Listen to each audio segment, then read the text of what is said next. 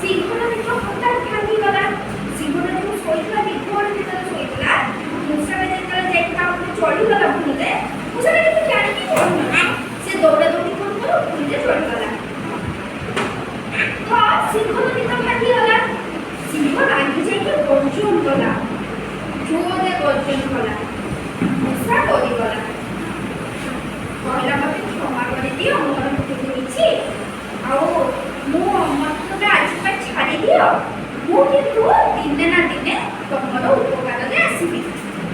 ଏ କଥା କିଏ କହିଲା? ମୂଷା କହିଲା। ସିଂହର ଉପକାର କରିବ ବୋଲି ମୂଷା କହିଲା। ସିଂହ କ'ଣ କଲା? ହସିଦେଲା। ମୂଷାର କଥା ଶୁଣି ହସିଦେଲା, କହିଲା ତୁ ଏତେ ଛୋଟ ଜୀବଟେ, ତୁ ପୁଣି ମୋର କି ଉପକାର କରିବୁ? ସିଂହ ଏମିତି କହିଲା। ମୂଷା କହିଲା ନା, ଦେଖିବ ଦିନେ ମୁଁ ନିଶ୍ଚୟ ତମର କାମରେ ଆସିବି। କିଏ କହିଲା କଥା? ମୂଷା କହିଲା ଯେ ମୁଁ ଦିନେ ନିହାତି ତମ ଉପକାରରେ ଆସିବି।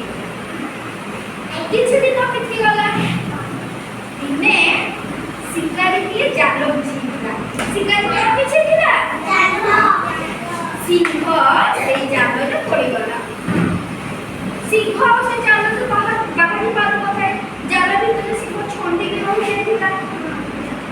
ସେଇ ବାଟ ଦେଇ ମୂଷା ଯାଉଥିଲା। ମୂଷା ଦେଖିଲା ଯେ ସିଂହଟି ଜାଲରେ ପଡ଼ିଯାଇଛି। ମୂଷା କ'ଣ କଲା ନା, ତାର ପୁଣି ଦାନ୍ତରେ ଟିକି ଟିକି କରି ଜାଲଟିକୁ କାଟିଦେଲା। କିଏ ଜାଲ କାଟିଦେଲା? ମୂଷା। ମୂଷା ଜାଲଟିକୁ କାଟିଦେଲା। ଆଉ ସିଂହକୁ ତା ଭିତରୁ ବଞ୍ଚେଇଲା। ସିଂହ ମୂଷାକୁ ଧନ୍ୟବାଦ ଦେଲା।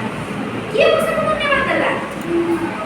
ସିଂହର ଜୀବନକୁ ସେ ବଞ୍ଚେଇଥିବାରୁ ସିଂହ ମୂଷାକୁ ଧନ୍ୟବାଦ ଦେଲା। ସିଂହ କହିଲା ହଁ ତୁ ଠିକ୍ କହିଥିଲୁ, ତୁ ଆଜି ମୋର ଉପକାରରେ ଆସିବି। ତାପରେ ଦୁହେଁ ସାଙ୍ଗ ହେଇ ରହିଲେ।